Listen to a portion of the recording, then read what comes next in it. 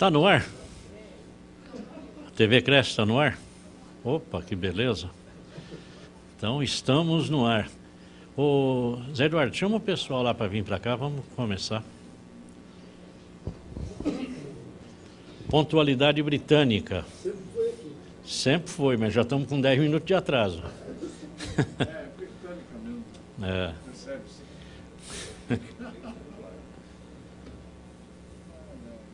É esse moço que é com você que está ali, né? É. As pessoas falam, gosto de ir nas palestras porque lá começa na hora certa. Nem mais nem menos. Né?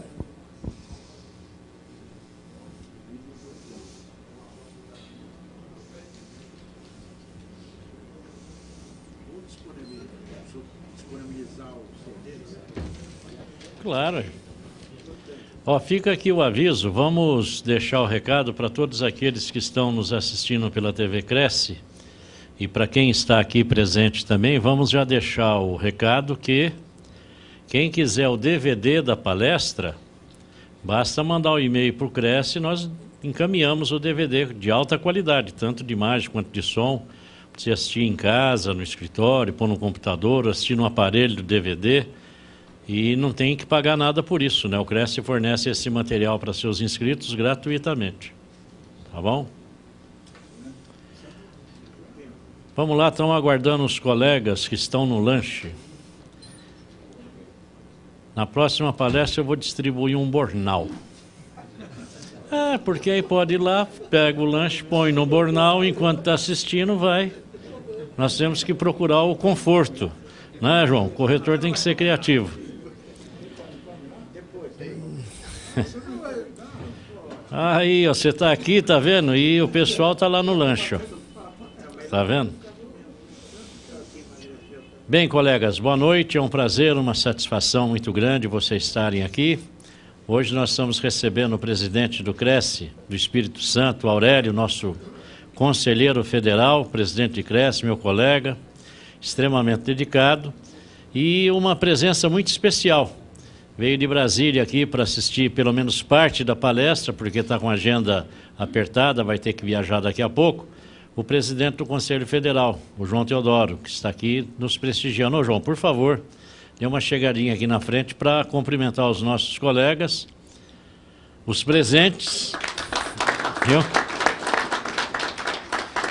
Os presentes e os ausentes, que estão pela TV Cresce, né? Ausentes aqui do nosso ambiente, mas assistindo a nossa palestra. Eu vou passar o microfone para o Dr. João Teodoro, cumprimentá-los, e em seguida nós já vamos imediatamente passar para o Aurélio, porque ele tem que fazer essa palestra aqui hoje. Amanhã cedinho ele vai para Santos, como esse assunto interessa demais. Nós temos agendado amanhã, às 9 horas da manhã, a palestra dele lá em Santos, para os colegas do litoral também. Por favor, João. Obrigado, Viana. Na verdade, eu só quero parabenizá-lo por mais esta palestra, né, porque realmente é muito interessante. Agradecer a Deus pela oportunidade de estar aqui com vocês e desejar que vocês tenham uma boa palestra. Nós viemos, na verdade, para ouvir o Aurélio falar sobre o terreno de marinha, né? Vamos aprender um pouco com ele e não vamos ficar aqui tomando o tempo dele. Podemos até chamá-lo já, né, Viana? Então, Aurélio, por favor. Vamos lá. Seja bem-vindo. Seja bem-vindo. Bem, boa noite a todos. Boa noite. Aí, todo mundo com gás. Agradecer aqui ao Viana por esse convite, essa distinção, né? Por se interessar pelo assunto terreno de marinha, muito importante para a nossa atividade. Agradecer o João Teodoro por essa agenda lotada, nos distinguir, participar, estar aqui presente, como faz questão sempre que possível participar de todos os eventos, né, da agenda dos corretores de imóveis Brasil afora. Então, muito obrigado, João, por estar aqui conosco. E a responsabilidade nossa a cada dia é maior, com a portaria que nos nomeou como, junto com o Carlos Paulino do Paraná, para representar os corretores desse Brasil nessa grande luta contra as cobranças de terreno de marinha. Mas eu vou, como o assunto terreno de marinha não é um assunto curto, um assunto extenso, e eu tentando trazer desde a origem, o Instituto de Terreno de Marinha, de enfiteuse, na realidade,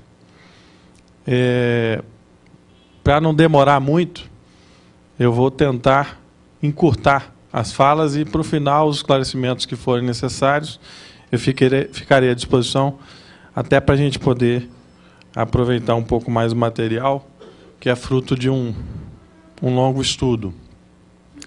Então, eu perguntaria aqui se alguém saberia me dizer de quando apareceu na nossa história o Instituto da Enfiteuse, que, na verdade, é o que lastreia as cobranças de marinha, taxas de marinha, terrenos de marinha. Alguém aqui saberia dizer? Desde o Império? Você chegou quase próximo. Não, no Brasil, obviamente. Mas o Instituto da Enfiteuse é antes. Eu fui buscar a origem da palavra enfiteuse, e a origem da palavra, dando uma dica, veio do grego, né? Então, veio da antiga Grécia, Cartago. E esse instituto, por incrível que pareça, veio do século V, antes de Cristo. Antes de Cristo. 5 antes de Cristo. Então, eu trouxe isso aí para vocês. E no século III depois de Cristo é que ele veio a ser mais difundido e utilizado por Roma. No século V é que ele veio constar pela primeira vez do Código Justiniano, como nós veremos aqui, da origem da palavra. Então, pela origem da palavra, pelo latim, nós chegamos à denominação de que enfiteuse quer significar arrendamento, enxerto de terra, implantação de terra, como aqui muitos nós já tínhamos essa noção, né? E vamos verificar no decorrer da história da civilização, vamos diretamente para o Brasil em seguida. Este é um modelo que serviu bastante nos tempos passados, nos séculos passados, para quê? Numa divisão de terras onde poucos detinham muita quantidade de terras, e para não doarem essas terras definitivamente, não as desvalorizarem, e não só por isso, mas para trazer pessoas e fixar pessoas, sem que essas utilizassem das terras, depois transformassem as terras no comércio, vendendo-as, e o progresso talvez demorando, dependendo de quem viesse adquirir. Então, esse instituto, essa forma de colonização, essa forma de progresso e desenvolvimento foi muito utilizado e foi muito importante na nossa história. Porque, em troca da pessoa ter a terra, ela tinha o compromisso de cultivar a terra, ela tinha o compromisso de fazer o progresso chegar. E isso era feito antigamente na forma de arrendamento. Este modelo, como eu já falei, teve maior ênfase no século III e veio evoluindo no século V em Roma, pelo Código Justiniano, e virou modelo para a coroa portuguesa. Daí, nós verificaremos o quê? Quem colonizou o Brasil, né? Portugal. Então, nós herdamos isso também de Portugal, como vocês vão verificar aqui. No Brasil, ela começa já no século XV. Então, nós estamos progredindo rápido, né? Começamos lá em 5 a.C. Eu fiz questão de fazer um cronograma para a gente poder entender de onde veio essa herança, né? De onde veio essa história de enfiteuse. Então, nós já estamos aqui, não se preocupem, nós chegaremos rápido ao século XXI. Então, no século XV, no Brasil, que foi colonizado pelos portugueses, foi instituído as capitanias hereditárias. E as capitanias hereditárias, em número de 15, porém com 12 administradores. A coroa portuguesa nomeava um administrador, esse é responsável pela tal e qual capitania, tinha a obrigação de até 80% dessas áreas ele estipular arrendamentos, né? Ele teria uma cota de 66 mil metros, são 10 léguas, por toda a costa brasileira, na forma de sesmaria, que eu vou comentar em seguida, ele doar a igrejas, a comunidades indígenas coordenadas por padres, Então, a gente observa que é tudo com o intuito de progresso. Nós temos aqui as capitanias, as primeiras, as divisões, que depois foram transformadas em províncias, que nós verificaremos. Então, eu faço questão de trazer toda essa história para que vocês entendam exatamente como funcionou. A costa brasileira, 10 léguas, nós verificaremos, gravem aí o mapa, vocês já conhecem do Brasil. Então, no século XV, 1530, Portugal adaptou uma lei do século XIII, de 1375, que instituiu as Sesmarias. Eu fui buscar o significado da palavra Sesmarias, e você não encontra um significado, uma denominação exata para Sesmarias, porque muita gente ouve falar Sesmarias quando se fala terreno de marinha, né? Eu também já ouvi falar bastante, mas eu fui buscar os significados para saber de onde essa caixa preta de marinha existe, né? Da onde, por que se sustenta isso hoje? Então a gente verifica que em 1530 o Portugal adaptou uma lei de 1375 e iniciou a sua aplicação aqui na forma de aforamento até abril de 1821. Aí a gente já vai subir para o século XVIII. Quer dizer, são 300 anos, né? As Sesmarias, sem definição histórica da palavra, como eu falei, a divisão de doação de terras com vistas a contrapartidos, cultivo, visando principalmente desenvolvimento regional, dentre outras. Parte dessas Sesmarias eram aforadas e partes tinham que ser realmente, efetivamente, doadas, né? Daí vocês vão entender mais para frente a confusão aqui de Barueri, né? Que faz parte dessas Sesmarias doadas, que é o caso de São Paulo. Através das Sesmarias gratuitas, principalmente a 10 léguas da costa, 66 mil metros, permitiu-se doações de parte de terras a cristãos particulares para sua colonização, defesa dos limites territoriais. E isso foi mantido em 1850, através da primeira lei imperial que falou sobre terras devolutas, que é vigente até hoje. Para se ter uma ideia da ginástica que tem sido feita para manter este instituto de pé. A gente tem aqui, já no século XVII, pelas ordens do Marquês de Pombal, para ser entendida a história, foi instalado o governo geral e extintas as capitanias hereditárias. Mas, basicamente, um só coordenava as ordens de Portugal, né? Só tínhamos administradores e permanece a história, só que sem novas regras para propriedades. Aí vocês começam a imaginar, sem regra para propriedades, tantas terras no Brasil. Né? Não é possível que a evolução do Brasil foi tão rápida e tão grande. A habitação cresceu tanto. Tínhamos muitos índios, né? Mas realmente a população, o crescimento não foi tão rápido assim. No século XVIII, em abril de 1820, foi expedido um alvará, transferindo todo o aforamento para a enfiteuse. Então, isso quer dar um ânimo, o seguinte: antes, o aforamento, você tinha a terra por um certo período para produzir, para cultivar, depois teria que renovar este contrato de aforamento para você permanecer nessa terra. Você não tinha aquela estabilidade que uma enfiteuse proporciona. É o quê? É o aforamento perpétuo. Né? Você tem, se você não cair em comício, se você não deixar de pagar 3 foros, se você não tiver sucessor, né? As previsões legais.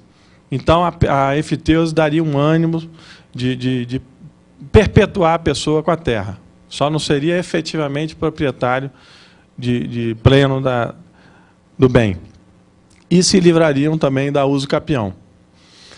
O aforamento tem um prazo longo e a enfiteuse é perpétua, em tese, fora as hipóteses previstas em lei. Então, observa que é uma passagem interessante da história, em que estimula, né, as pessoas, estimulam o desenvolvimento do país, tudo feito, todo o Instituto em função de proporcionar o desenvolvimento e o progresso da nação, né, com a colonização ordenada, né? Mas, desde 1821, a coroa portuguesa autorizou a abolição do aforamento, dando importante passo para o desenvolvimento da nação, incentiva a colonização produtiva, desprendimento e estabilidade. Já em 1822, em julho, José Bonifácio, pela Resolução 76, suspendeu todas as concessões futuras de Sesmarias. Aí vocês imaginam, já começa a ter uma interferência. Já não tem mais concessão de Sesmaria, o povo não para de crescer, o governo não dá conta de tomar conta de todas as terras, e colonizações são feitas, posses são tomadas, pessoas vão ficando em áreas, e há uma verdadeira invasão de terras no Brasil pela história, se nós formos verificar. E isso continua acontecendo já desde da extinção de capitanias, indefinição sobre propriedades, e muita terra, população crescendo, e um pedacinho de terra aqui, um pedacinho de terra ali. Vocês vão poder constatar essa realidade mais adiante aqui. As sesmarias que já haviam sido constituídas, obviamente, que permanecem o imposto dos sesmeiros concedidos. 1822, houve a independência do Brasil, em setembro, 2 meses depois do que falamos anteriormente, e aí a gente percebe um período de vacância entre a suspensão de concessão de novas sesmarias e a independência do Brasil. Quando há a independência do Brasil, quer dizer que o Brasil não está mais submetido às regras de Portugal, da coroa portuguesa. Obviamente que há um zeramento, né? O sistema legislativo é zerado. As determinações vão partir agora do imperador. Então, a ordem é daqui agora. Só que, em 1824, somente que veio essa primeira carta política do imperador. Então, houve um espaço aí de 1822, de 2 anos, né, para chegarmos a essa carta política do imperador. E as invasões continuam crescendo, as ocupações continuam crescendo. Agora nós temos um novo governo, nós temos um imperador, na realidade, e as coisas estão um pouco indefinidas, vocês observam, né? E as terras precisam de ser colonizadas. E o sistema ainda mais apropriado ainda vai ser o sistema de enfiteuse. Vai ser o sistema de aforamento por enfiteuse. Na Constituição Federal de 1824, que é do Império, nós vamos observar que no artigo 179, caput, garante o direito de propriedade, ou seja, quem tem a sua propriedade tem o direito garantido. No artigo 179, terceiro, garante a lei não retroagirá, ou seja, as regras vão valer daí para frente e daí para trás, né? Ainda no artigo 179, faculta a desapropriação de terras para uso em caso de necessidade pública. Olha aí, ó. Então, se faculta a desapropriação de terras, já começa a enxergar que, olha, se houve uma invasão, se houve alguma coisa errada, mas se o governo precisar, vamos arrumar a solução aqui, vamos desapropriar e vamos indenizar, né? Menciona até indenização, não é verdade? Então, já desde aquela época, o governo tem esse poder, né? Contudo, é omissa a Constituição quanto às terras devolutas. Então, de 1824 até 1850, o governo não trata dessas terras, estão sendo invadidas, estão sendo ocupadas, né? Terras que não são de ninguém, digamos assim. Então, estamos em 1824, são quase 30 anos, né? Já estamos subindo. Mas divide território nacional em províncias. Então, essa carta política vem dividir, sai de capitanias hereditárias, já foram extintas, e aí define agora, são províncias somente em 1824 pelo imperador. No artigo 115, perpetua os imóveis de Dom Pedro. Essa preocupação teve, a carta política teve, de preservar os imóveis do imperador Dom Pedro I, até os seus sucessores, que até hoje perdura, pasmem os senhores. Então, quer dizer, esse direito foi criado e foi garantido por todas as outras constituições, nós veremos, mesmo com a proclamação da República. Vocês vão verificar aqui. No artigo 179, garante direitos individuais de forma incisiva. Já começa a garantir a propriedade, o direito à propriedade de cada um, o direito de cada um. Bom, então a lei imperial veio em 1850, a primeira lei que fala sobre terras devolutas. Esse monte de terra que está por aí espalhado e que não é de ninguém. Vamos regular isso aí, porque isso vai dar uma confusão. Aí houve a necessidade, as sesmarias constituídas ilegalmente, isso está na lei do Império, essas também foram inseridas para... Não, então vamos dizer, uma segunda chance. Foi constituído legalmente, ou você está na sesmaria, mas você não cumpriu com o cultivo. Então você está cultivando, vai cultivar a partir de agora, você vai ter mais um prazo. Você não cumpriu com outra condição, que seria para você ter a concessão da sesmaria.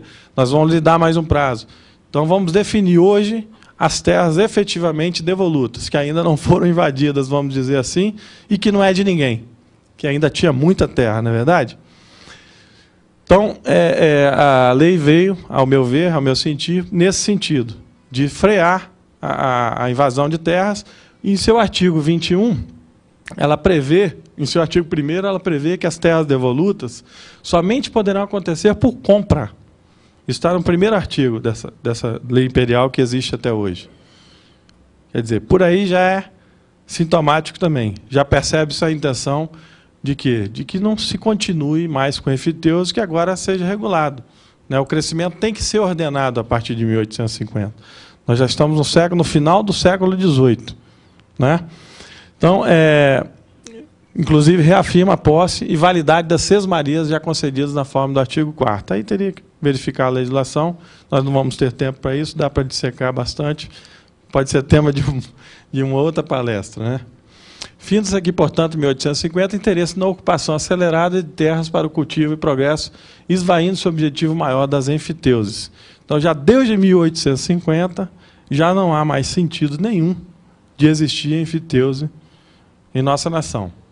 Porque o objetivo seria a colonização, seria o progresso, o desenvolvimento, sem que desse margem, desse aso a uso capião, a posse ilegal de terras. Então, e realmente estimular as pessoas a progredirem. Toma aqui um pedaço de terra, e você vai criar gado, vai cultivar aqui uma plantação, e você vai ter a garantia de perpetuar aqui. Isso não vai ser de sua propriedade, mas vai passar para os seus filhos, e se for cumprido essas regras de desenvolvimento, você não vai mudar daqui também, você tem que ficar aqui, você tem que trazer progresso para São Paulo, tem que trazer progresso para a região. E aí o progresso realmente foi acontecendo. Em 1891, veio a Constituição Federal, no seu artigo 2º, transforma as antigas províncias em estados e define que as terras devolutas são doadas aos estados. No artigo 64. Então, todas aquelas terras devolutas definidas na lei imperial, elas são doadas aos estados. E nós vamos verificar que todas as constituições posteriores preservam o direito adquirido. Então, as terras são devolutas, com exceção às áreas de fronteira, essa exceção, estradas de ferro e zonas militares, que falam que vão também regular, e até hoje, ao que eu tenho estudado, não consegui ainda ter uma exata determinação, depois vocês vão verificar mais adiante o motivo, até pela última Constituição. A região de Barueri, São Miguel, Guarulhos, o próprio STF, através de um recurso ordinário, ela fala sobre aldeamento indígenas. Então, é um trecho interessante dessa decisão de um ministro do Supremo Tribunal Federal, que é a corte maior desse país. Tratando-se de aldeamento indígena, São Miguel e Guarulhos, abandonado antes da Carta de 1891, as terras nele compreendidas na qualidade de devolutas, porque desafetadas do uso especial que os gravava, passaram ao domínio do Estado por efeito de norma do artigo 64 da primeira Carta Republicana. Não há espaço para a União continuar a defender a propriedade sobre a região de Guarulhos, Barueri e São Miguel, e sobre ela sustentar a existência da enfiteuse para cobrar foro e laudeme de pessoas que nelas se sintam como verdadeiros proprietários. Súmula administrativa número 4, de 2000, do Advogado-Geral da União, tem caráter obrigatório a todos os órgãos jurídicos da representação judicial da União. Esses são trechos da decisão do ministro Ilmar Galvão.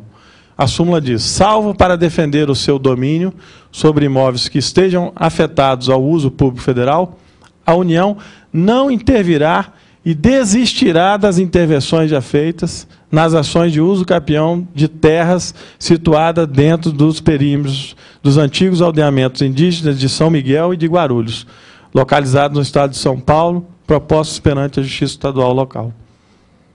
Entendeu? Então, é bem aplicável aqui a São Paulo. Já em 1916, é a primeira vez na história que surge uma regulação por lei ordinária do Instituto da Enfiteuse privada, porque as enfiteuses utilizadas pela União são tratadas como enfiteuses administrativas especiais. Enfiteuse administrativa especial. Então, primeira vez que surge na história uma regulação privada, que já foi extinta pelo Código de 2002, nós veremos, foi em 1916, já no século XIX. 1934, na primeira Constituição, a gente vai aqui apenas conferir, que no seu artigo 21 define bens dos Estados, artigo 113, garante o direito de propriedade, e na linha 3, garante o direito adquirido. Esse é o mais importante, ou seja, tudo estabelecido lá na Constituição de 1824 está garantido aqui.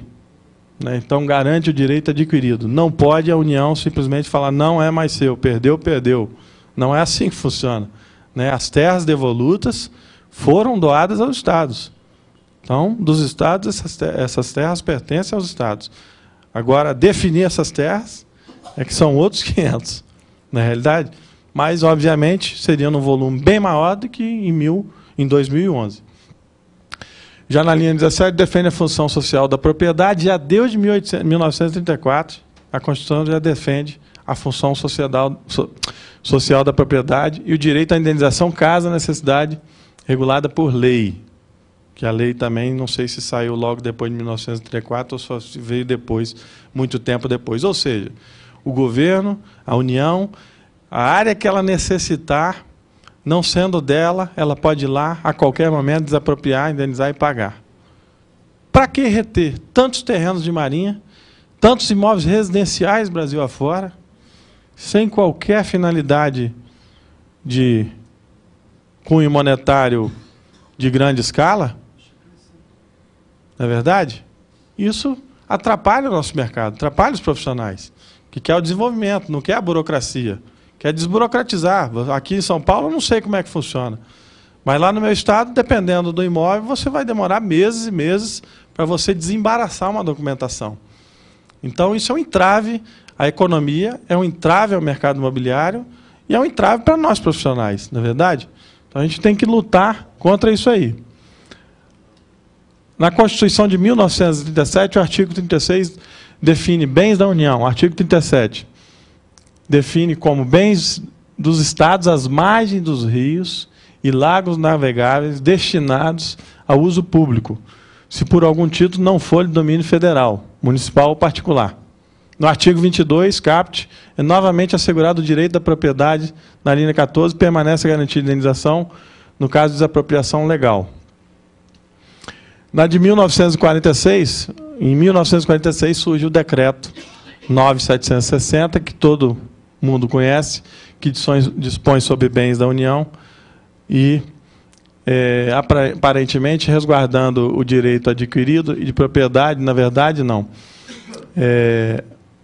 Eu fiz uma alteraçãozinha nesse trecho aí, que não veio nesse arquivo, mas, na verdade, o direito adquirido não é resguardado aqui.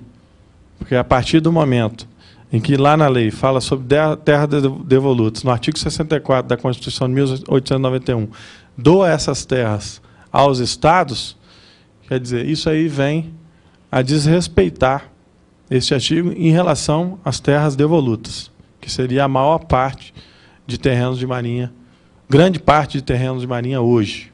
Então, esse é um ponto polêmico que nós temos, que está sendo discutido Brasil afora. Propriedades, todas as constituições, em tese, aquelas que não foram expressamente mencionaram expressamente seu texto, mas indiretamente quiseram resguardar, mantiveram o poder da União a desapropriar a área com indenização, quer dizer, garantindo a propriedade, garantindo a estabilidade e uma segurança jurídica, né, em tese. Bom, muitas terras foram doadas 6 marias, 10 léguas, 66 mil metros da costa, objetivando a defesa da soberania. Esse era o argumento. Outras tantas consideradas devolutas foram doadas aos Estados, conforme o artigo 64 da Constituição de 1891. Então, a União somente restaria praticamente a ilha de Fernando de Noronha e outras ilhas para denominar como terreno de marinha, excluído o interior delas ainda por cima. Né? Porque ia ser 33 metros da linha pré-mar, e a ilha, se tivesse 33 metros, seu interior não alcançaria, dependendo do tamanho da ilha, obviamente. Eu não vou me aprofundar muito em 33 pré-mar, porque isso aí vocês já estão cansados de ver, careca. Eu estou tratando a coisa de uma forma mais macro, porque eu acho que nós temos que atacar o Instituto da Enfiteuse. Uma coisa anacrônica. Em 2011, vocês vão perceber, pela história rápida que eu estou contando, ela não tem razão nenhuma mais de existir. E extinguindo, obviamente, a enfiteuse, que ainda temos na Constituição, em seu artigo 49, dos atos das disposições constitucionais transitórias, assegurando as enfiteuses que já existiam, né? A gente pretende o quê? Com essa emenda constitucional, com o debate inflamado a nível de Brasil, a gente ter realmente uma força política, uma intenção para os governantes perceberem. Também pode ser, mas é muito difícil, né?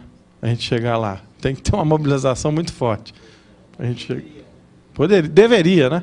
Porque, na verdade, você está cobrando ao longo da costa do Brasil, principalmente, inclusive Piauí também cobra. E um amigo do Piauí, vocês vão ver aí, tiveram terras doadas, mas um amigo do Piauí me falou, o presidente do Piauí, pelos rios lá que lá tem no Piauí, mas na realidade é uma minoria pagando taxas, e vocês vão verificar porque essas taxas recolhidas não são impostos. E como taxas, esse dinheiro arrecadado vai para o cofre único da União. Embora seja um valor pequeno, dentro do orçamento da União, um orçamento de 1 trilhão, para um recolhimento de 770 milhões, não representa nem 1%, nem 0,1%. É 0... Não, isso é ínfimo. No orçamento da União, 1 trilhão de reais, no orçamento de 2010. Você tem 775 milhões de porcaria. Só que são 775 milhões em que a União pode coloca no seu caixa, e não quer dizer que ela gaste na Secretaria de Patrimônio da União, mesmo porque o gasto da Secretaria de Patrimônio da União é muito maior. Então, esse dinheiro pode ir, inclusive, para cartões corporativos, que têm gastos sigilosos, né? O controle dos cartões são sigilosos. Então, é uma receita que você não tem explicação. Eu não conheço outra taxa que é cobrada a nível de Brasil. Não é pouca coisa, né? Pouca coisa em relação ao orçamento de um tri, para o governo, para a União. Em tese, seria uma mixaria.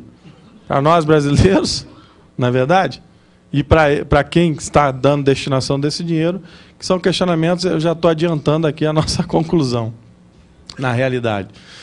Então, restaria somente essas áreas. Em 1946, o artigo 146, parágrafo 141, parágrafo 3º, preserva também o direito adquirido, parágrafo 16 garante o direito de propriedade, 156 estabelece o uso capião, sem mencionar restrição em relação às terras devolutas ou públicas em geral. No artigo 7º das disposições transitórias, passa ao Piauí o domínio das fazendas de gado da União naquele estado. Quer dizer, a União passa ainda o que ela teria fazenda de gados em produção, passa ao domínio do Estado, não sei a que ponto está isso aí no Piauí, teria que fazer um estudo dessa região. Então, observa, a União não deveria ter interesse de ficar segurando terras em seu poderio para arrecadar foro, taxa de foro, né? A ocupação nem se fala que é uma invenção, porque nem existe, né? Existiu depois com legislações que nós vamos explicar aqui. Mas o foro, que deveria, historicamente, ser uma coisa simbólica e invariável. É isso que a gente percebe dos estudos da história, quem fez direito aqui estudou e aprendeu dessa forma. Hoje, talvez tenham dado uma recuada, mas já tinha um projeto da Secretaria de Patrimônio da União com visão de arrecadação, visão arrecadadora. Tem no plano da SPU. Se vocês forem no site, bota visão arrecadadora SPU. Vocês vão verificar lá que tem uma visão arrecadadora. E essa não seria a finalidade, seria simplesmente uma taxa de valor simbólico, invariável, para que essa área ficasse no domínio da União, né, em parte ao menos, e isso não fosse usucapido, né, tivesse disciplinada a forma de adquisição. 1967, o parágrafo do artigo 22, parágrafo 22 do artigo 150, garante o direito de propriedade. Desculpa estar falando rápido aqui, porque senão a gente vai ficar... A história, eu estou conseguindo já chegar aqui no século XIX, vocês não perceberam, mas do jeito que eu falo rápido, nós já estamos no século XIX. Exatamente. Fim do mundo, aí acaba em 2012, né? Direito de propriedade, indenização em caso necessário de desapropriação. Quer dizer, mais uma vez, né, estabelece a função social da propriedade. Quer dizer, mais uma vez, como é que você vai reservar esse tanto de imóveis Brasil afora, dizendo que tem que pagar, tem que burocratizar, não deixar o desenvolvimento, com 8 milhões de carência de habitação no país? Né? Porque se tivesse uma terra lá do governo, por que ele não doa para fazer um empreendimento? Ele vai ainda adquirir novas terras para fazer programa de par, para fazer programa habitacional, não é verdade? Agora já tem doações, sim. Agora já tem regulação fundiária, mas isso em 2009, 2010, não é verdade? Então, nós estamos já com problema desde os séculos passados. Né? 1976, o decreto 233, de 76 de Portugal, extinguiu o FT predial, quer dizer, Portugal está na nossa frente. Tem um decreto de 1976 em Portugal, prédio urbano, ó, proibido. Proibido enfiteuses em prédio urbano. 1976, nós estamos em 2011.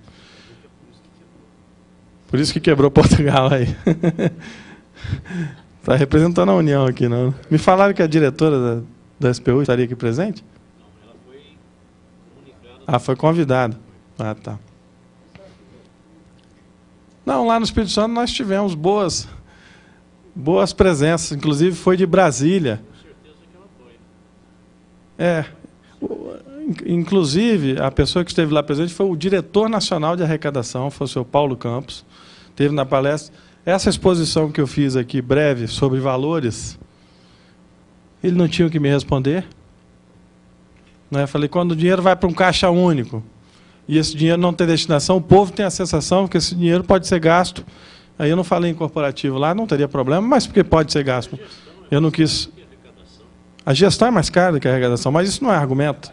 Se o dinheiro entra e não sabe para onde ele vai, quer dizer, então a Costa vai pagar o corporativo, enquanto o brasileiro todo deveria dividir essa despesa do corporativo. É uma reflexão que devemos fazer, né? Então, o próprio Paulo ele quis transmitir aos presentes, eram mais de 500 pessoas, e olhem, a única explicação é que está na lei e eu tenho que cumprir a lei, eu sou funcionário da SPU. E ainda levou, eu tenho a palestra dele aqui no meu pendrive, ainda levou sugestões, propostas, que houve a discussão com parlamentares em função da PEC 53. Quer dizer, de reduzir de 5% para 2%, coisas paliativas. Né? Mas já se verifica que uma pessoa vinha de Brasília, diretor de arrecadação, né, ao Estado do Espírito Santo, onde o relator do Estado do Espírito Santo, senador, estava presente. Não é verdade? Então já se verifica uma preocupação. Né? Já se nota uma preocupação. E que é real e efetivo. Em 1987, o decreto regula, padroniza as cobranças de taxa de furo. Quer dizer, o que antes só vinha em contratos estipulados, um cobra tanto, outro cobra tanto, a média era mais ou menos, a prática é tanto, aí vem regulado em 1987. Né? Em 1988, na Constituição Federal, prevê no seu artigo 91 a competência da Defesa Nacional para definir a regulamentação do uso das áreas indispensáveis à segurança nacional. O que quer dizer isso? As áreas indispensáveis à segurança nacional é o maior argumento que a União tem para manter os terrenos de marinha, porque dizem que são áreas que têm que permanecer ainda sob o controle da União, porque elas são indispensáveis à segurança nacional. Ora, o artigo 91 define a competência para a Defesa Nacional delimitar quais são essas áreas, onde ficam essas áreas, para que vão servir essas áreas. O governo permite você construir um prédio com 200 apartamentos nessas áreas. O que vai fazer de defesa? Vai demolir o prédio? Não é verdade? É impressionante. Então, isso, pasmem, meus senhores, em 2007, foi baixada a Constituição em 1988, 2007 são 19 anos depois. Foi eu procurando, pesquisando, encontrei uma portaria do governo federal, onde cria uma comissão da Defesa Nacional para delimitar essas áreas. Agora, pergunte se eu encontrei o resultado do trabalho dessa comissão em 2011. Não sei se essa comissão perdura. Eu consegui a portaria, está aí a portaria, tenho ela aqui guardada, mas a finalidade até hoje não se define. Então, como vão cobrar se eu não sei aonde é? Aonde eu preciso? Qual a legitimidade que eu tenho? É mais uma questão para se pensar em regime de FTEs em áreas de marinha. Tá, eu tenho a cobrança de taxa-mania, eu tenho por quê? O governo, por quê? Porque eu não sei por quê. Não, é por causa da segurança nacional. Mas sim, quem é que tem que definir a área de segurança nacional? Não define. E aí? E aí vamos cobrando, o povo está pagando, né? Vamos cobrando. Tem aí os remendos legislativos, nós vamos cobrando. E aí daqui a pouco pode dar problema, pode ter que devolver. Artigo 173 destaca como princípio a função social da propriedade, país carente de moradia que eu já mencionei. 173 da Constituição restringe a exploração de atividade econômica pela União. A União nunca poderá visar cobrar essa taxa de valor ínfimo, invariável, para poder sustentar a Secretaria de Patrimônio da União.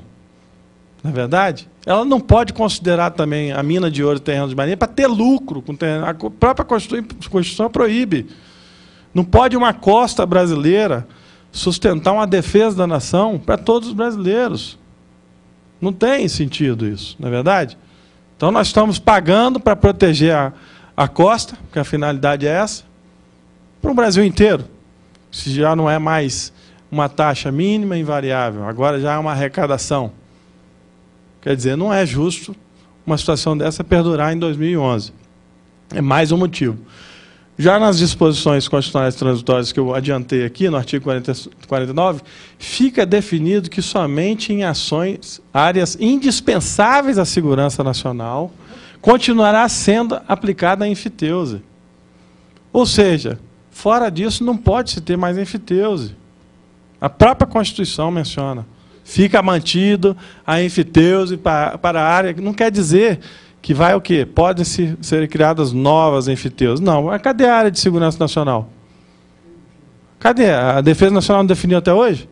E vai ficar nessa? E a gente pagando? Alguma coisa tem que ser feita, né?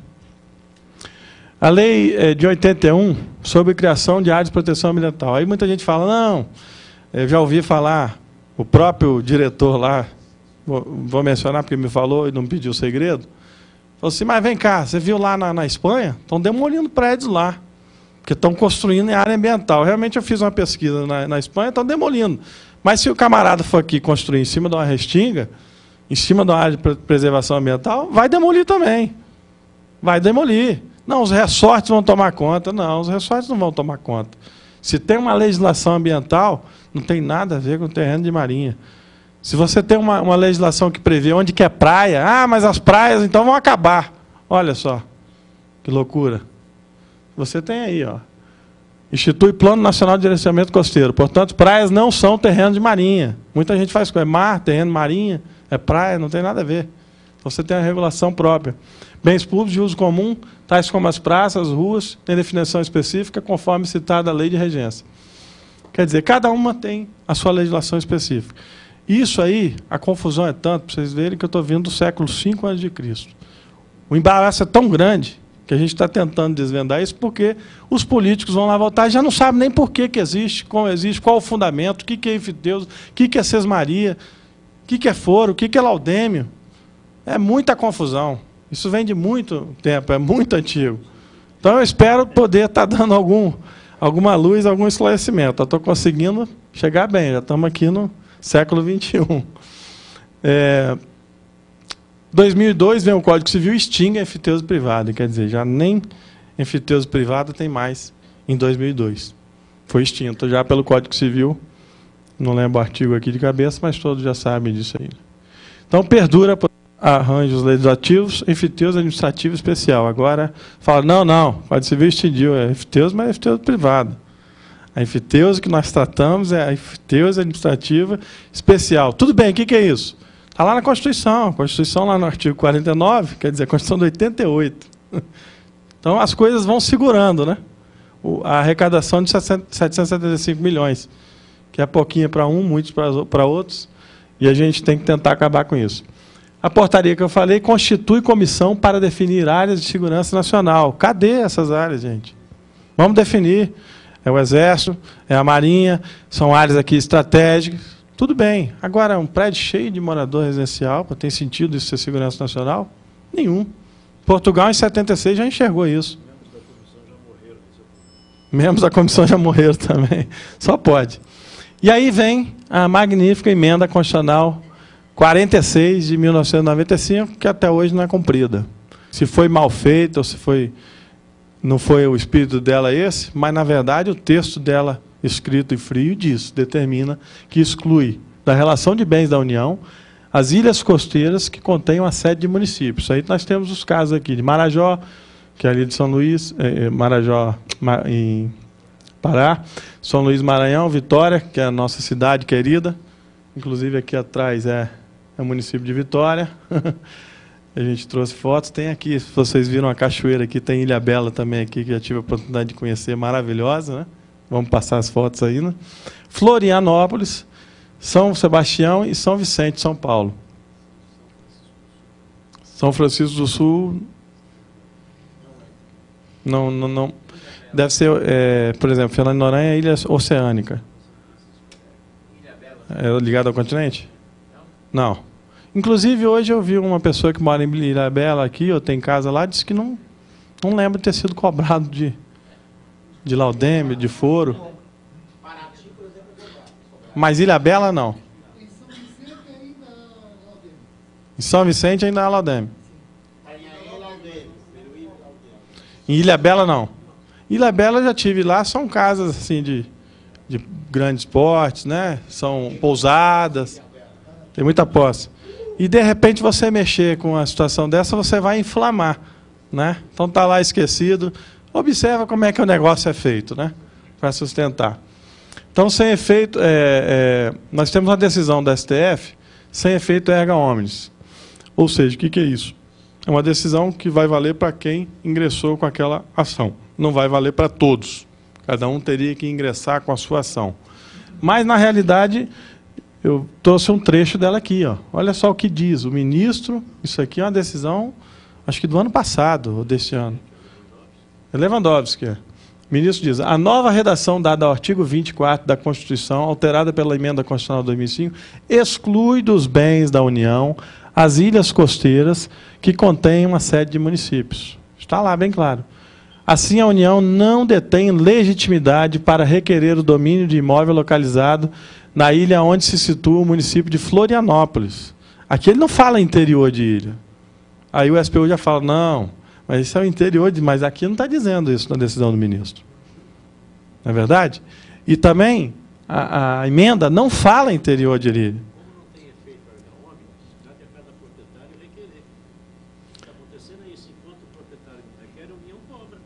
Mas nós já estamos em estudo, é uma das medidas que nós já conversei com o presidente João Teodoro. Por exemplo, talvez seja mais viável uma ação direta de inconstitucionalidade. Só que aí só pelo Conselho Federal. O CRES não tem legitimidade para propor. E seria o mais interessante que o propósito é do COFES, realmente. E aí já viu o trabalho que dá para fazer um negócio para não voltar, porque, infelizmente, os ministros são nomeados politicamente. Dizem que tem uma independência, mas a força política opera. No STJ, para se ter uma ideia, são grandes perdas, ações que não têm cabimento, e no STF é tudo, não chega no STJ, não chega no STF. Já no STF, quando a gente vê uma decisão dessa, anima. Se houver um trabalho, um clamor popular, uma pressão, uma força, a gente já consegue suspender toda a cobrança, numa medida cautelar. Para depois discutir se deve ou se não deve, se a emenda da Constituição prevê ou se não prevê, porque o argumento deles é o seguinte, tudo bem, tirou com bem da União, está claro isso, na emenda constitucional. Só que não tirou o terreno de marinha. Então é só o interior de ilha, porque lá em volta da ilha, é tudo terreno de marinha. Até 33 metros da pré-mar é terreno de marinha, porque não tirou, a emenda constitucional tirou onde é sede de município, mas não excluiu o instituto lá, um outro inciso, que diz que é terreno de marinha. Então, o terreno de marinha ainda existe, que foi incluído na Constituição. Esse é o argumento deles. Ora, se a Constituição distingue os bens da União de forma a disciplinar, em um inciso, a ilha, em outro inciso, o terreno de marinha, ela está distinguindo os institutos. E, a partir do momento que ela extingue a cobrança em ilha, extingue a ilha como bem da União, ela, obviamente, está extinguindo. A União não tem legitimidade para cobrar, porque ela não é proprietária. Como é que ela vai cobrar se ela não é proprietária? Então ela tinha duas formas de ser proprietária. Ela era proprietária do terreno marinho e proprietária da ilha. Não tem cabimento, né? Então é uma coisa que ninguém gosta. Por essa decisão aqui, ele não fala interior de ilha. Só que a cabeça do governante, a gente já sabe a nível nacional, já estaremos preparados para isso, que vão chegar lá do lado do ministro, não é bem assim, porque, ó, e realmente eu fui estudar o texto constitucional lá, na formação da emenda constitucional, traz essa dúvida o espírito da lei. Entendeu? Então isso aí pode soar contra a gente. Mas se consegue uma liminar já para suspender essas cobranças, e se tem esse clamor, tem essa movimentação aqui, tem abaixo-assinado, tem senadores reunindo, quer dizer, a ninguém interessa, a político nenhum interessa manter essa taxa. Não se justifica. Ninguém ganha nada com isso. Ninguém ganha. Só que, como foi falado, não vou dar nome, lá o Senado, infelizmente, é totalmente subserviente à presidência da República hoje. É um cenário deplorável. É uma coisa triste de se ver. Então, já numa reunião estratégica, nós estávamos estudando oferecer uma boa oportunidade para a presidenta. Olha, eu vou tentar marcar uma reunião com a ministra tal que é ligada a ela, que tem que se passar por ela, parece que a situação é dessa forma, e vou fazer uma proposta para ela que ela vai adorar. Então, ela agora aliena todos os imóveis, todo o domínio que é da União, passa ao particular recebendo, cobra. Aí ela vai receber essa mixaria tudo. Antes dela sair do governo, já recebe o dinheirão todo, o outro que fica sem. Então ela realiza. Se o problema é dinheiro, para lá, para o Caixa Único da União, é muito sedutora a proposta. Mas aí eu não sei se será viável. Presidente, no caso de exceções, como o caso de Vitória, Florianópolis, qual é o regime que é adotado? Não entendi. No caso de exceções da ilha, por exemplo, no caso da ilha do Morro, São os acrescidos de marinha. Né? isso. Acrescido. Mas nesse caso, adota-se o regime da enfiteuse? Também. Também? Porque lá na Constituição fala de terrenos de marinha e seus acrescidos. Ah, ótimo. Obrigado. Infelizmente. Obrigado. Onde é acrescido. Mas depois nós vamos dar espaço para todo mundo perguntar. Vou tentar aqui, ó, vou acabar rapidinho. Ó. Já chegamos aqui na PEC 53, né? Pugna pela extinção dos terrenos de marinha como bens pertencentes à União, vez que os bens indispensáveis de segurança nacional e demais já estão protegidos, definidos por outras normas. Né? Como eu já mostrei, fala sobre a costa, fala sobre ambiental. Então, visa a extinção. Só que é uma medida muito forte. Então, eu já recebi ontem do senador, da assessoria dele, uma nova proposta, pedindo, consultando, se a gente poderia dar uma ideia, se achava que deveria ser dessa forma, mas já percebi, passando o olho, que já não querem extinguir o terreno de marinha, mas já tirar, por exemplo, os imóveis residenciais que Portugal tirou em 1976. Predial. Já é um avanço também, já é alguma coisa. Nós temos que minar isso, acabar com isso, porque não tem por que existir. Mas eu não consegui verificar ainda.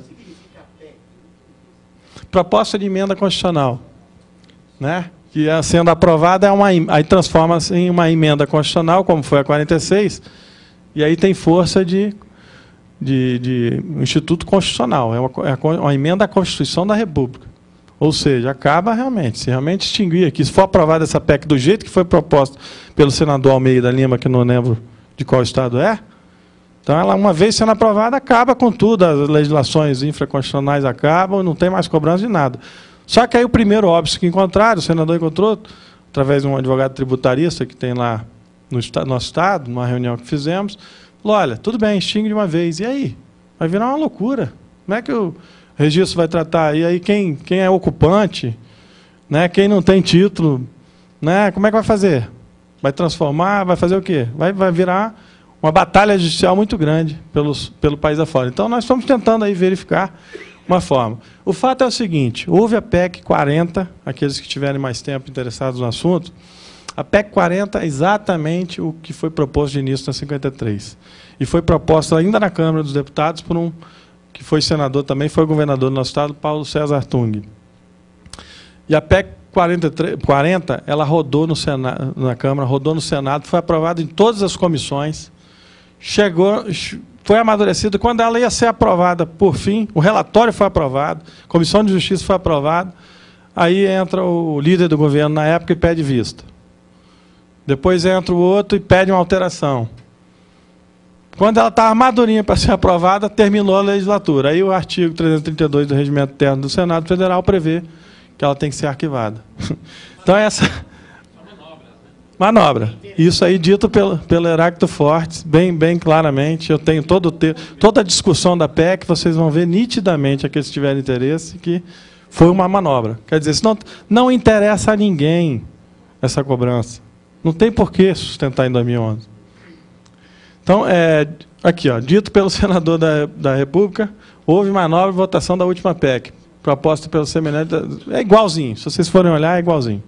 Então, vai o Romero Jucá, entra no negócio lá, vai o Aloysio Mercadante. Quer dizer, essas pessoas estão ligadas a quem, né? O Romero Jucá era o líder do governo na época. Não tem problema. Estou falando, está lá escrito, foi o Heráclito que falou e é tudo realidade. Bom, hoje já tem uma dessas batalhas, nós já tivemos uma vitória, que é a ADI, antiga ADIM, né? Agora fala ADI, 4264 no STF. É mais uma vitória, onde tem que ser por maioria absoluta.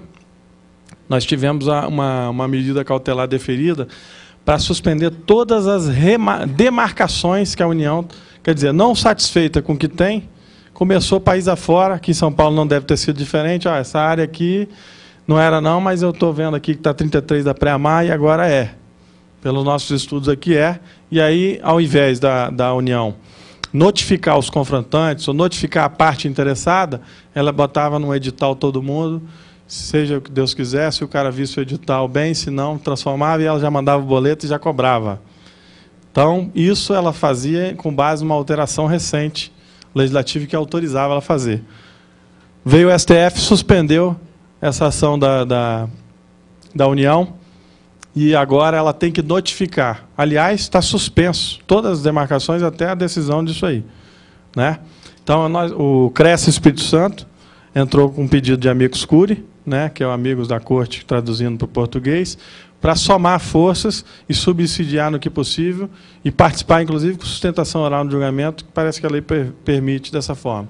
E a gente até pediria, se outros Cresce pudessem entrar, para demonstrar o quê? Que os corretores de imóveis estão incomodados, né? Tem muita gente envolvida, tem muita gente interessada em acabar com isso. Na hora que bater lá uma outra DIN, suspendendo de ilha, opa, isso aqui está afetando milhares de pessoas, são milhões de pessoas. Então eu pediria até ao presidente João Teodoro, se possível, tentar, de repente, a gente fazer um ofício, enfatizar a maior necessidade. Ótimo, maravilhoso. Então, a gente, quanto mais cresce aderindo, né, eu acho que demonstra aos ministros, olha, esse assunto, o que está afetando? É o quê? É o desenvolvimento da nação, né? Então, vamos resolver essa parada.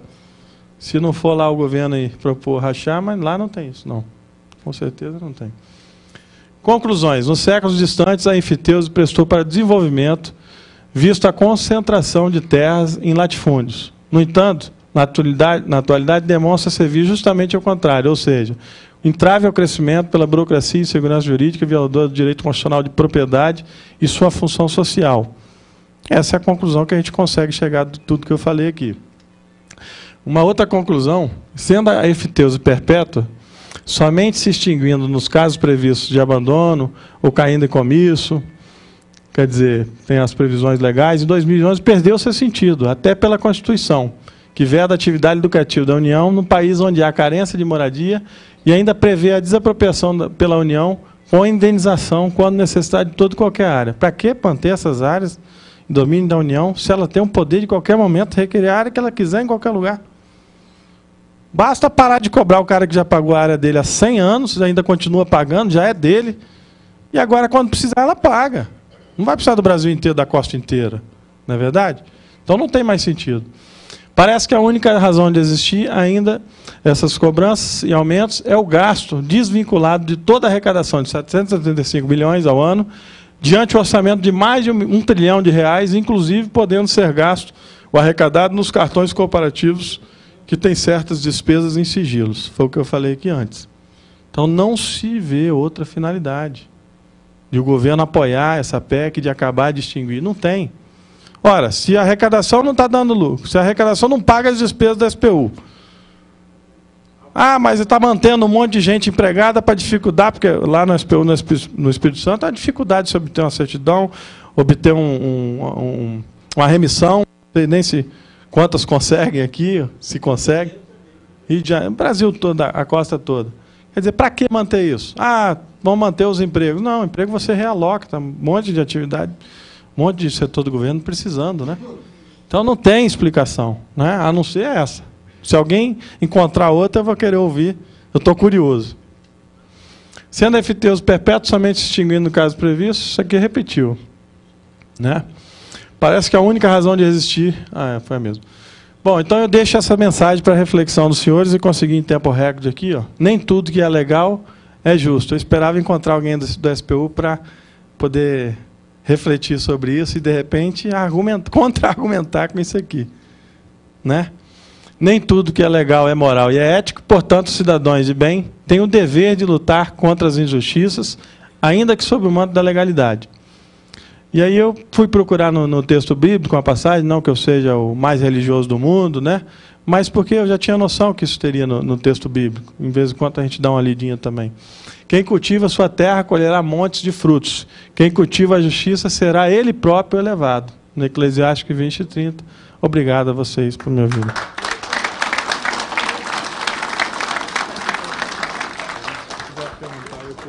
Parabéns, hein? Bem, colegas, nós vamos entrar agora no momento das perguntas. Agora, as perguntas só poderão ser feitas lá naquele microfone.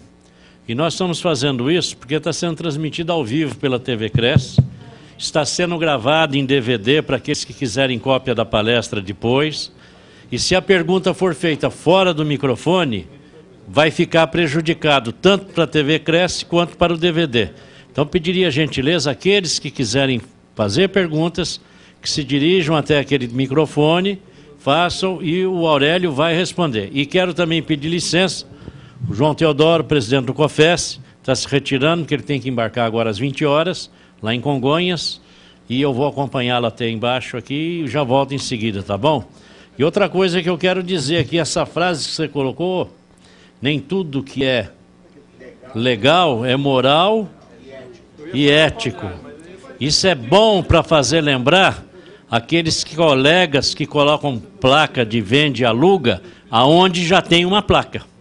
Não é verdade? Porque não é moral e não é ético, né? Apesar de não ser ilegal. Muito bem, muito bem. Pessoal, só quero me despedir de vocês, desejando que Deus esteja no coração de cada um de vocês e a gente possa produzir muito com os resultados dessa palestra. Existe um ditado popular que diz que água mole em pedra dura, bate, bate até que fura, não é isso? Então, é possível que esse trabalho que o Aurélio está fazendo, através dessas palestras e debates, enfim, possa parecer pequeno para nós, mas, na verdade, é esse pinguinho d'água, entendeu? Pode ser que não consigamos extinguir esse laudêmio em 1 ano, 2 anos, 10 anos, 20 anos, mas vai ser extinto, com certeza, desde que nós não desistamos da luta, ok? Que Deus abençoe a todos, muito obrigado. Obrigado, presidente.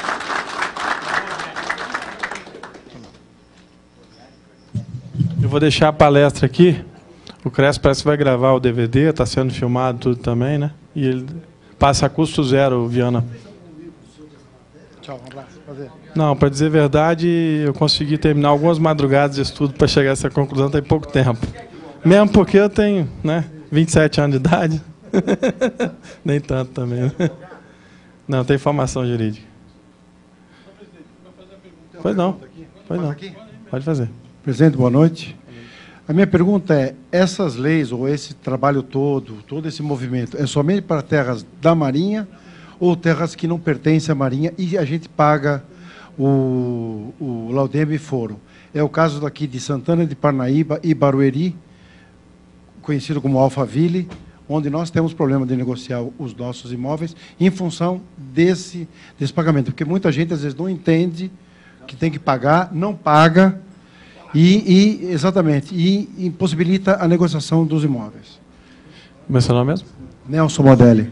Ô, Nelson, A confusão é tão grande que eles fazem que, para você ter uma ideia, ontem, quando eu falo que ontem recebi essa alteração à proposta de emenda constitucional, nela já traz a questão dos quilombolas e dos aldeamentos indígenas, que na anterior não falava sobre.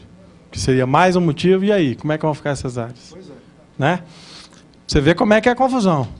O Senado da República não consegue abranger tudo. Barueri é um caso específico. Trata-se de aldeamento indígena. Né? Então, lá você já tem decisões favoráveis, inclusive uma recente agora, do ministro. Então, lá é uma outra... Se eu fosse trazer isso aqui para cá, já é tema de uma outra palestra. Né? Porque o Viana tinha comentado que gostaria que fosse lá em Barueri, depois ele mudou, né, e fez uma palestra aqui e uma em Santos. Né? Mas, quer dizer, se essa alteração vier, já se abrange. Também, se não, ficaria indefinido. Você vê a confusão que é feita. Né? É terrível. Então, é terrível. Porque abrange Barueri e Santana de Parnaíba, que Santana são dois municípios próximos. Que aí foi uma sesmaria. Exato. Sesmaria, como eu expliquei, dentro dessas gratuitas. E sendo a sesmaria gratuita, não poderia chegar a essa situação de hoje da União querer, né, se arvorar e receber de tudo e de todos. Essa granguena no contribuinte, não é verdade? Então, realmente, não tem razão de ser. Mas são brigas, são batalhas judiciais que poderiam ser evitadas. Né? Os contentamentos que o político inteligente já deveria estar unido e não ser subserviente com 770 milhões lá para a presidência para gastar com o que quiser. Consequente. A indignação é muito grande, Congresso, tudo quanto é lugar. Basta que a gente estejamos unidos no mesmo propósito e não parar. Porque desde que eu nasci, desde novo, eu vejo isso. Já fui em muitas palestras com desembargadores. Lá em Vitória, por exemplo, é uma ilha. Nós somos 450 mil habitantes. Então, lá, quantos juízes federais, quantos desembargadores moram em terreno de marinha? Grande parte, a maioria. Você tem ideia, acho que 40% da ilha está tomado de terreno de marinha. Até em cima do morro é terreno de marinha em alguns locais. Para você ter uma ideia, nessa demarcação. Terras já doadas ao Estado, estão em terreno de marinha e estão querendo fazer um acordo para legalizar, aforar todo mundo. Olha o acordo que eles estão propondo na comunidade de um bairro lá que tem. Então, você observa que é uma coisa difícil, uma coisa anacrônica, uma coisa que já caducou, mas realmente tem que ter vontade política para o quê? Acabar com esse emaranhado de legislações, esses remendos legislativos, para sustentar uma coisa que não se cabe mais em 2011.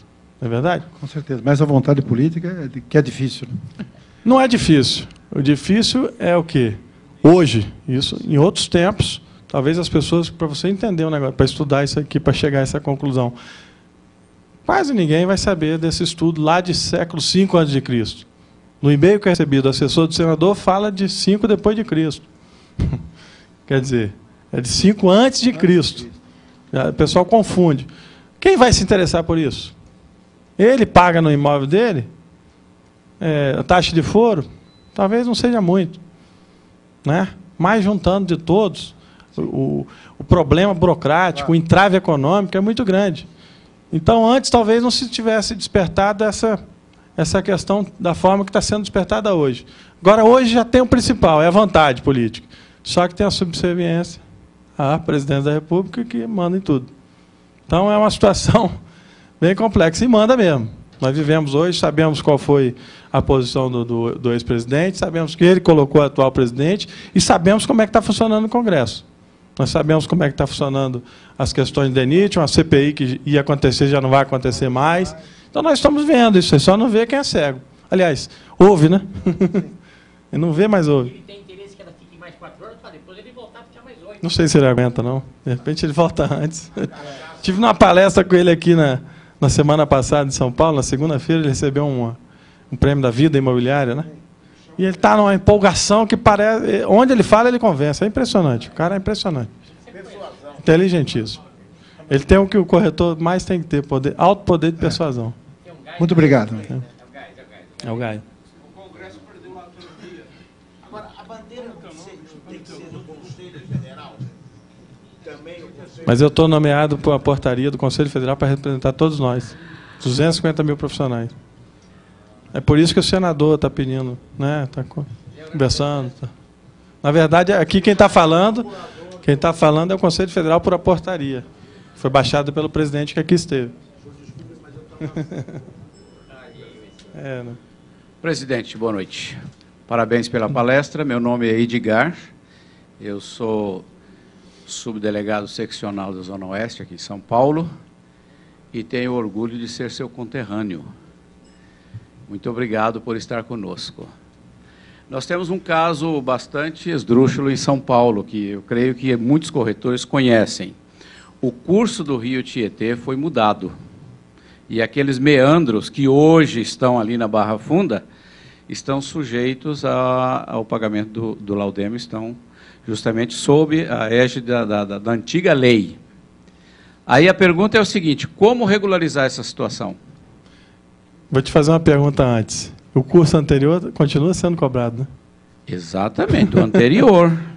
Não sei se o atual, Mas com base está... na primeira pergunta que o senhor me fez ali, é exatamente isso. Como a legislação precária, mas existe, fala sobre terrenos de marinha e acrescidos, e como no decreto 9.760, em seu artigo 1º e 2º, vai definir o que são terrenos de marinha e acrescidos, lá na definição ele vai dizer que as áreas que margeiam rios são terrenos de marinha. E sempre os acrescidos são aquelas áreas, este caso, que complementam. Então, pelo decreto, diríamos que é legal, embora eu não concorde com essa evolução histórica que vocês perceberam, da forma em que nós suportamos esse ônus hoje. Então, neste caso, nós teríamos o pagamento do laudêmio na área antiga, remanescente, e na atual. Não vejo por que na antiga existir, né? Mas existe. Mas Se aí não, eles cobram com base em ser acrescido. Quer dizer, eles só vão aumentando a área, diminuir nunca. Então tá lá respondido. em nossa capital houve muito Está aterro. respondido. Tá Em certo. Vitória, Espírito Santo, houve muito aterro. Então, antes a linha pré-mar era aqui. Agora... Deu para entender? Então, só soma, nunca diminui. É impressionante. Maravilha. A voracidade da arrecadação é muito grande. Muito obrigado. Não quer dizer que eu concordo. Tá certo. Eu acho que nem o diretor da SPU concorda. Mas é o que é a lei. Muito obrigado. Aterro do Flamengo. Deve ser. Deve ser. Ilha, por exemplo, uma ilha, por exemplo. Pois não, diretor. Boa noite. Não tem mais pergunta? Tem? Bom, vamos fazer o seguinte. Mesmo tendo alguma pergunta, nós vamos fazer um pouquinho diferente, né? Nós temos aqui um certificado de agradecimento ao nosso palestrante, o presidente do CRES do Espírito Santo, Aurélio. E eu, antes de, vamos dizer, de vocês formularem outras perguntas, eu queria convidar aqui a nossa conselheira, a dona Angelita, para que faça a entrega em nosso nome, em nome do presidente Viana e toda a diretoria do CRES, esse diploma de agradecimento pela exposição da palestra dele, que para nós é muito importante, principalmente para mim, que eu sou de Santos, olha, era da Praia Grande, né? Que a certidão para transferência demora muito e a gente perde muito o negócio. Sem contar que muitos imóveis já estão numa condição que não dá para regularizar mais tanta sessão de direito. Tá certo? Então, é uma palestra boa, temos que sim brigar. Brigar para ver se a gente tenta derrubar esse tal de laudêmio, que é um absurdo. Tá bom? Então, dona Angelita, olha a foto aqui. Faz uma foto ali, por favor.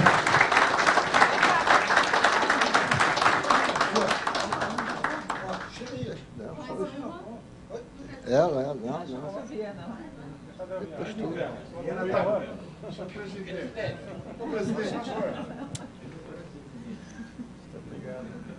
Olha só, eu até ganhei de certificado. Tá vendo? Muito orgulho. Não vai ter que pagar a taxa dele.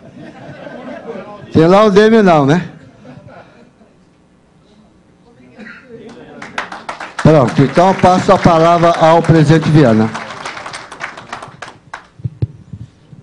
Bem, eu quero dizer para vocês que quando, lá, numa das reuniões plenárias do Conselho Federal, eu vi o Aurélio defendendo essa tese, falando da necessidade da alteração legislativa e da possibilidade que tínhamos de conseguir esse objetivo, eu fiquei muito entusiasmado, porque Como todos sabem, eu estou em Praia Grande há 36 anos. A maior parte da minha vida passei em Praia Grande e já assisti a inúmeras sessões de câmaras municipais em todo o litoral de requerimentos de vereadores que são encaminhados ao governo federal no sentido de se extinguir esta taxa. Já participei pela Associação Paulista de Municípios e pela União dos Vereadores do Estado de São Paulo, nos congressos de prefeitos e vereadores, de inúmeros debates de teses a respeito da ilegalidade dessa cobrança, da desnecessidade, a gestão, a administração desses recursos custa muito mais para a União do que se arrecada, então é uma barbaridade, não tem cabimento. Gastar mais para administrar o recebimento, não tem como se explicar. A única coisa que eu não sabia era essa, que pode ser gasto com cartão corporativo, que a gente não pode ficar sabendo do que se trata, que há algumas, pode até ser. Então, é uma tese muito interessante. E eu vi teses sendo aprovadas nesses congressos, com a presença de senadores, de ministros, políticos influentes. Eu imaginei que isso fosse chegar ao fim lá na década de 90, no início da década de 90. E não aconteceu. Até hoje o negócio continua. Eu quero dizer, Aurélio, que aqui em São Paulo, a Secretaria de Patrimônio da União ela é bem ágil no que diz respeito às tratativas. Por incrível que pareça, você chega lá, o resultado sai na hora. É tudo muito bem informatizado, a sua guia sai imediatamente, só que você tem que tirar a guia no dia do pagamento. Você não pode tirar a guia hoje e pagar amanhã. Se quiser, você tem que tirar no dia. E tem esse inconveniente. Então, para quem é do interior, às vezes o corretor vem aqui em São Paulo, a cidade fica 500, 600, 700 quilômetros distante da capital, e ele tem o que trazer, vir aqui para pegar a guia, para levar para o seu cliente pagar, e não dá tempo. E aí dá essa confusão. E nós sentimos isso de perto, porque lá no litoral quase tudo tem, que é de frente para o mar.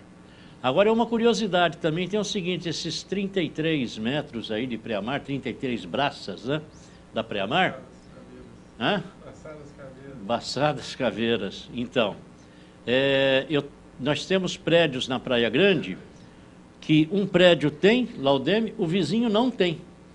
Também surgiu um boato, não sei se procede, de que por ocasião da Constituição foi dado à União um prazo para que ela comunicasse o cartório de registro daquilo que era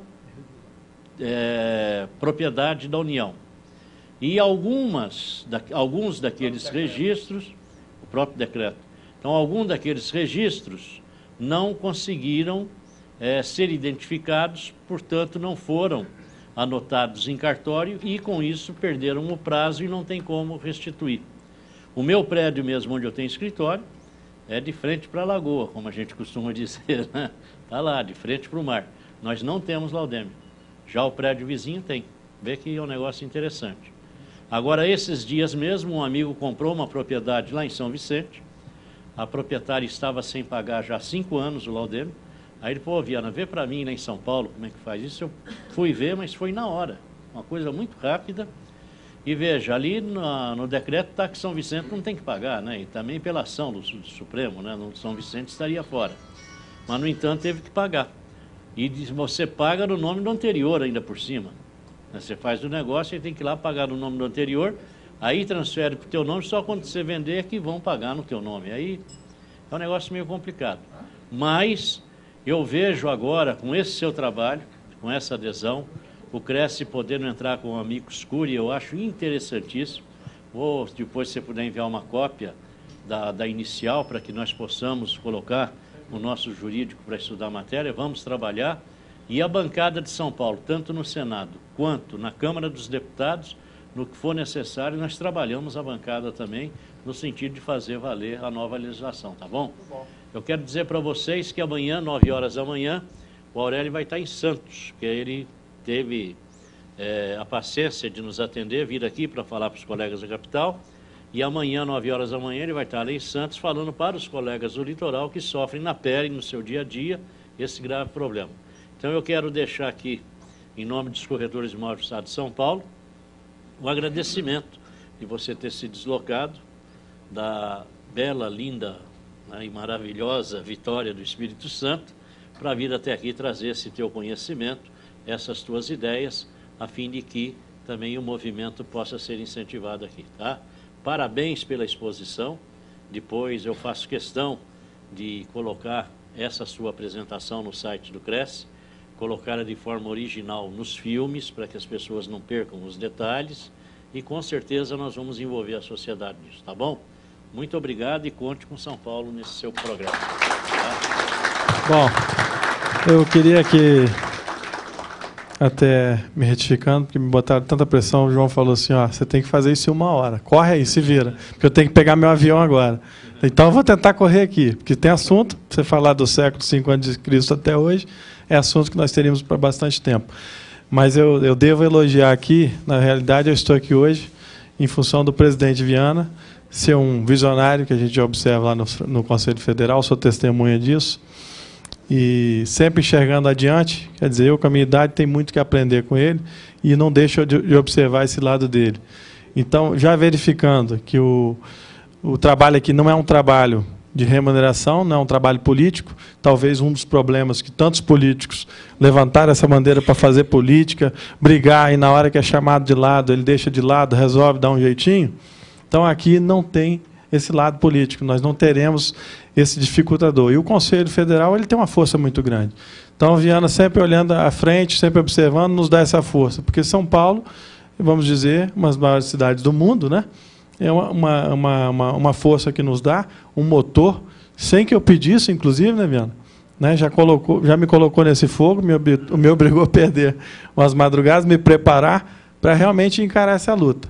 Mas essa luta não é uma luta de uma pessoa, é uma luta de um visionário, uma luta do presidente do Conselho Federal, João Teodoro, obviamente, que também já enxergou de imediato. No dia que eu fui propor isso no plenário do Conselho Federal, a minha ideia era o quê? Que se criasse uma comissão, né, para pessoas ir difundindo isso Brasil afora. Você estava presente no plenário. E João me pegou de surpresa, mas você aceita fazer parte da comissão? Aí eu fiquei chateado, porque eu estava propondo. Falei, olha, mas tem pessoas muito mais experientes aqui que podem... Não, você aceita ou não aceita?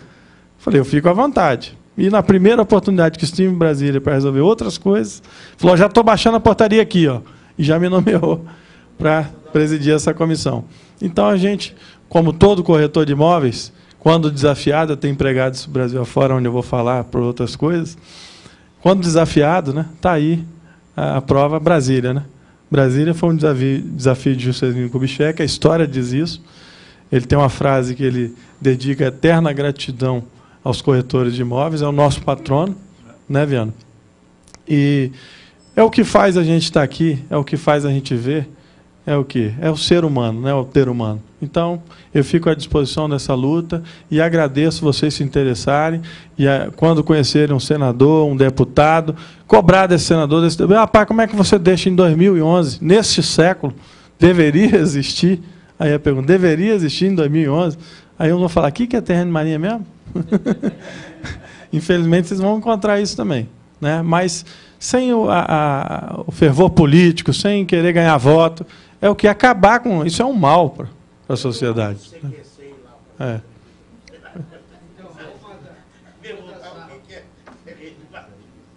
Como? Uma das armas políticas é que cada um de nós mandasse para o nosso senador, deputado, um e-mail, cobrando isso dele. Bom também. Toda a força, entendeu? Indignação contra terreno de marinha é o que nós estamos fazendo aqui, ó, a concentração. Né? A gente tem que voltar e não parar. Tem uma lista aí que eu pediria àqueles que entenderam todo o propósito da PEC, isso também não vai mudar o mundo, mas é um passo para que a gente consiga, juntando com outros, Brasil afora. Natal, o Bezerra já mencionou que teria interesse que eu vá lá, eu vou verificar na medida da minha saúde, dos meus afazeres, o que for possível, eu vou contribuir. Então, parabenizar você, Viana, por essa iniciativa e esse incentivo. Muito obrigado. E obrigado a todos aí. Parabéns.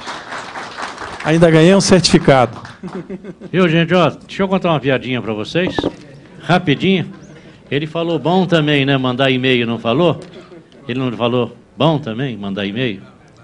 Aí morreu A senhora, morreu a senhora, lá na roça, na fazenda, e os amigos, é claro, foram lá no velório. Chegou lá, o cara falou: ô, compadre, mas a patroa morreu, coisa triste. Ele falou: pois é, morreu.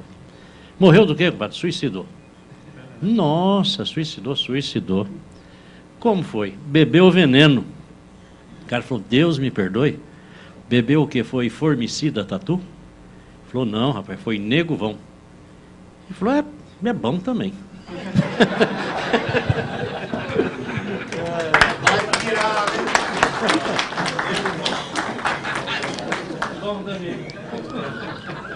Aí eu vou deixar aí, eu acho que tinha uma correçãozinha nessa palestra.